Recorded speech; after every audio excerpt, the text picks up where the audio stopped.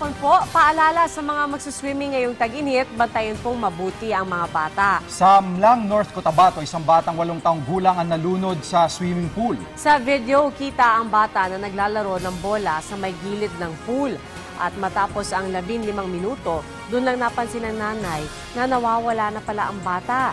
Tumulong na sa paghahanap ang ibang naroon hanggang sa makapana isa sa kanila ang bata sa ilalim ng pool. Sinika pa siyang iligtas pero sa huli, dead on arrival ang bata sa ospital. Ayon sa pulisya, kahit may lifeguard sa lugar, dapat binantayan pa rin siyang maigi ng mga magulang. Nagkasundo naman ang mga kaanak ng biktima at pamunuan ng resort na nangakong tutulong sa gastusin sa burol at pagpapalibing ng bata. Sa datos ng DOH noong 2004, 8 tao kada araw ang namamatay sa bansa dahil sa pagkalunod. Ito rin daw ang pangalawang pinakamadalas na dahilan ng pagkamatay ng mga batang edad 14 pababa.